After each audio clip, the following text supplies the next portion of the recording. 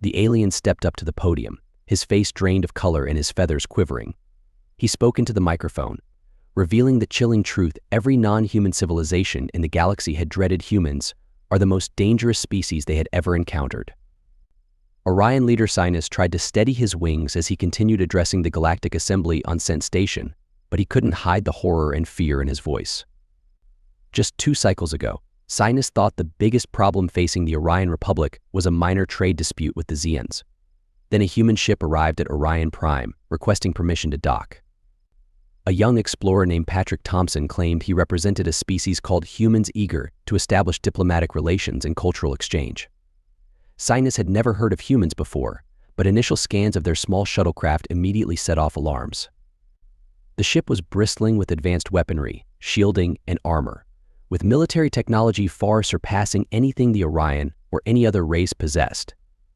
It looked like a warship built for heavy combat, not a diplomatic vessel. When Cygnus met this human Patrick in person, he seemed friendly and non-threatening enough until an Orion engineer made an offhand comment about the humans' excessive armaments. Patrick just laughed. "Where I come from, you never know what you'll run into," he said. "Pirates, hostile aliens, cosmic anomalies that can rip your ship apart. In our part of the galaxy, this is just sensible precaution." That comment chilled Sinus to the bone.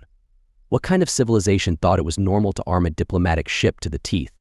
Just what horrors lurked in human space that they needed such weaponry for simple travel and defense? And if this was their idea of a lightly armed explorer vessel, Sinus shuddered to imagine what actual human warships looked like. Sinus immediately ordered the human confined to a secure living unit until the Orion High Council could assess this possible threat. While the human was detained, Orion intelligence services worked frantically to gather more data on this mysterious new species. What they uncovered terrified them.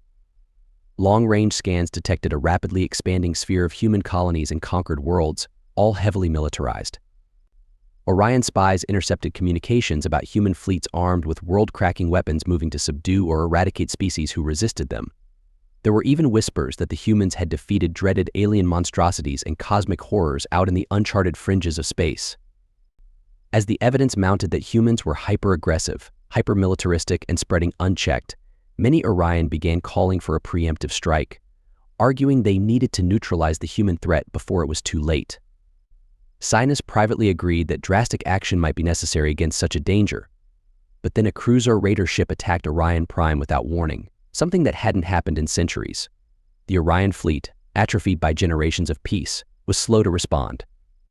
Their outdated defenses crumbled before the assault, and they faced catastrophic losses until Patrick offered to help. Sinus reluctantly gave him access to the orbital defense grid, allowing Patrick to interface the humans' powerful weapons and advanced targeting systems that turned the tide. The human tech tore the cruiser raiders to shreds with horrifying ease. In minutes, the attackers were neutralized, captives ready for interrogation. Under questioning, the cruiser captain revealed they'd only attacked because the Orion seemed weak and vulnerable, an easy target to plunder. The real monsters to fear, he said, were the humans relentlessly conquering everything in their path, defeating threats that had menaced the galaxy for eons. As Patrick stood over the alien captive, Sinus saw something in the human's eyes: a hardness, an unflinching instinct for violence and cunning that sent a shiver down his spine. In that moment, he realized how dangerous this new species truly was.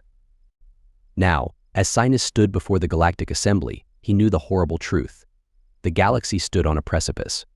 If the other starfaring races didn't find a way to contain humanity's aggressive expansion and advanced weaponry, war would consume everything. But he had no idea how to stop them, especially now that a human stood in their midst, watching and assessing an envoy from the species that might just conquer them all. In the aftermath of the brutal cruiser attack, Patrick Thompson worked day and night to repair the strained relations between humanity and the Orion. He met with Sinus and the Orion High Council, sharing stories and historical records that shed light on the tumultuous journey of the human species. "We came from a world rife with conflict," Patrick explained, his voice somber. "War, oppression, and strife plagued our civilization for millennia. It was only through great struggle and sacrifice that we managed to unite and reach for the stars." He leaned forward, his gaze intense. "But the galaxy we found was far from welcoming. We encountered hostile species, cosmic horrors, and existential threats at every turn. To survive, we had to arm ourselves, to become warriors as well as explorers. Sinus listened intently, his feathered brow furrowed in contemplation. The human's words painted a picture of a species forged in the crucible of adversity, their martial prowess a necessity rather than a choice. To further bridge the gap between their peoples, Patrick arranged for a delegation of Orion diplomats to visit Earth. Sinus was among them, eager to see human civilization firsthand. What they discovered on the human homeworld defied their expectations. The Orion marveled at the rich tapestry of cultures, each with its own unique art, music, and philosophy. They witnessed humans engaged in acts of kindness and compassion, belying the image of a purely violent species. In the Grand Hall of the United Nations, an Orion diplomat named Zephyr listened to a human orchestra perform a hauntingly beautiful symphony. Tears welled in his eyes as the music stirred something deep within his soul. "I never imagined humans were capable of such beauty," Zephyr whispered to his companion. "Perhaps we have misjudged them."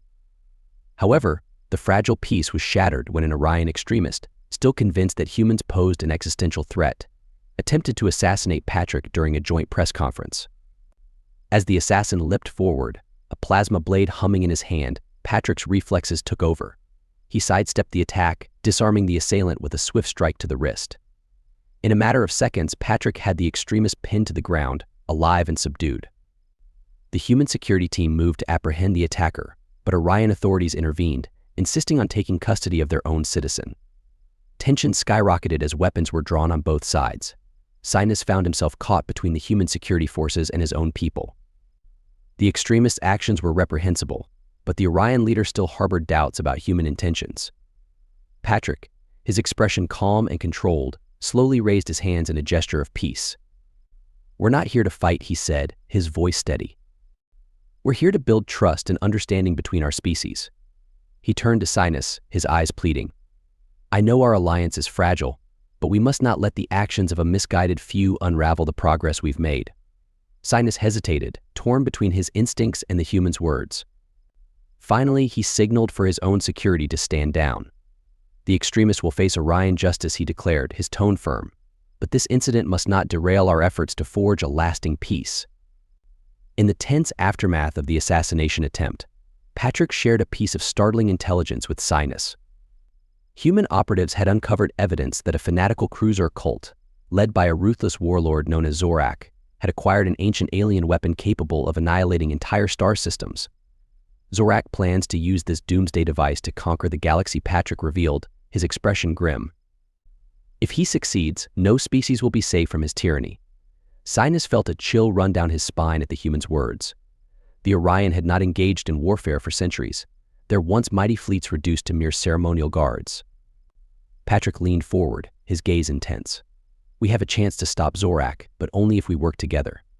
Your people's technological brilliance, combined with our military expertise, could be the key to defeating this threat."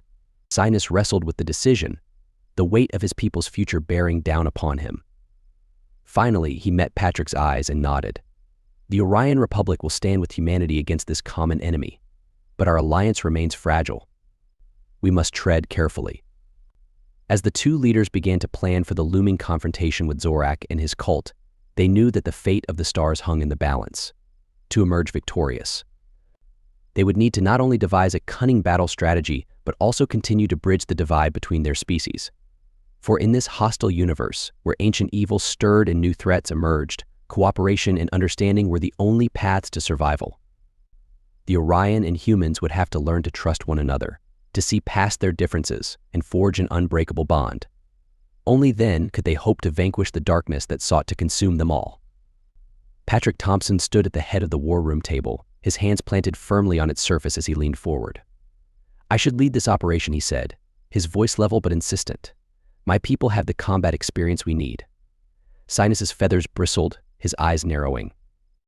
"You expect us to simply hand over command to you after everything that's happened?" "This isn't about pride," Patrick shot back. "It's about having the best chance of success. When was the last time the Orion fought a real battle?" Sinus hit his fist on the table. "How dare you?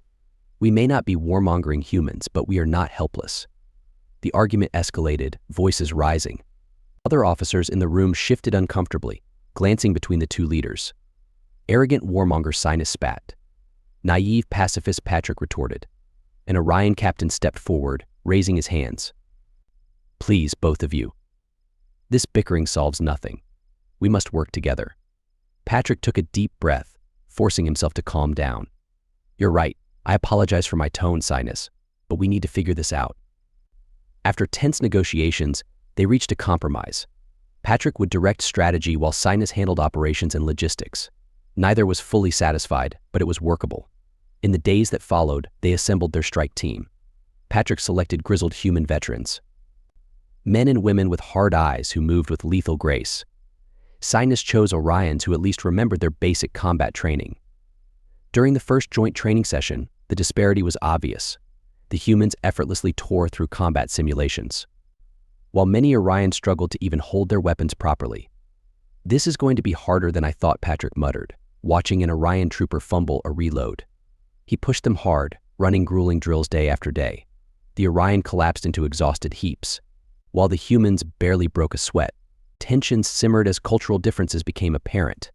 Why must we train so brutally? An Orion soldier complained. This is barbaric. A human sergeant scoffed. This is nothing compared to real combat. You need to toughen up, or you'll get us all killed out there. Patrick and Sinus pored over star charts and intelligence reports, searching for Zorak's base.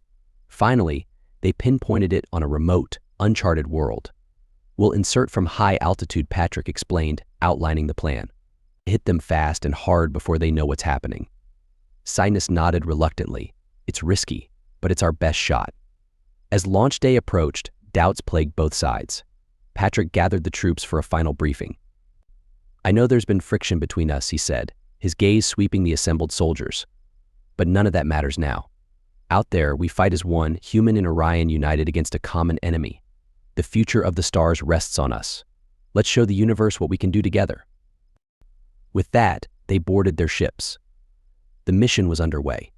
The acrid stench of burning metal and ozone filled Sinus's nostrils as he stepped over the debris-strewn floor of the command center. Sparks showered from damaged consoles, casting an eerie glow over the grim scene. Bodies lay strewn about, human and Orion alike, their forms still and silent. Sinus's gaze fell upon Patrick Thompson, sprawled on a makeshift cot. The human's chest rose and fell in shallow, labored breaths.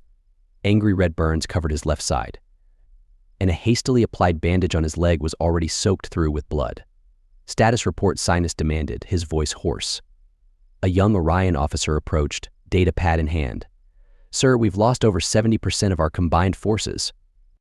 The humans, they bore the brunt of the assault. Sinus nodded, a lump forming in his throat. He watched as human medics worked frantically to stabilize their wounded comrades, their movements precise and practiced, born from countless similar situations. A groan drew Sinus's attention back to Patrick. The human's eyes fluttered open, unfocused at first, then sharpening as they landed on Sinus. Did we stop them? Patrick rasped. Sinus leaned in close. We did, but at great cost. Patrick attempted to sit up, wincing in pain. It's not over. There's more. His words were cut short as an urgent voice crackled over the comm system. Intercepted transmission, priority 1. Cygnus rushed to the nearest functioning console, Patrick limping behind him. The message played, filling the air with a chilling declaration from Zorak himself. The true reckoning is at hand. Our agents have secured the world breakers. Soon, we shall cleanse the galaxy in holy fire. Silence fell over the command center as the transmission ended. Sinus felt the weight of countless lives pressing down upon him. World breakers, Patrick muttered. Ancient superweapons. If they have more than one, we have to stop them, Sinus said, his voice barely above a whisper. He turned, surveying the battered remnants of their force. Orion troops huddled in small groups, their faces etched with exhaustion and fear. The few remaining humans stood apart, checking weapons and applying field dressings to their wounds. One human soldier caught Sinus's eye. Despite a nasty gash across his forehead, the man's gaze burned with intense determination. He nodded once at Sinus, a silent affirmation of his readiness to fight on. In that moment, Sinus understood. This was the crucible that had forged humanity into the indomitable force they were. Centuries of struggle against a hostile universe had honed their will to survive into something transcendent. Sinus straightened his back, squaring his shoulders. He strode to the center of the room, all eyes turning to him. "We face a threat beyond imagination," he began, his voice growing stronger with each word. "But we are not alone. Humans in Orion, we stand together against the darkness. We fight not just for ourselves, but for all life in the galaxy." Patrick limped to Sinus's side, his face pale but resolute. "We've come too far to falter now. Whatever it takes, we finish this." Sinus nodded, meeting the eyes of every soldier, human and Orion alike. "Prepare for immediate deployment. We have worlds to save." As the troops mobilized with grim purpose, Sinus felt a profound shift within himself. The naive dreams of lasting peace had been shattered, replaced by the harsh truth of what it took to survive among the stars. He shared a look with Patrick, a silent understanding passing between them. Whatever horrors lay ahead, they would face them together, human and Orion, united against the void.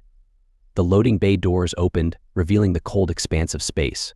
Sinus took a deep breath, steeling himself for the battle to come. With Patrick at his side, he stepped forward into the unknown.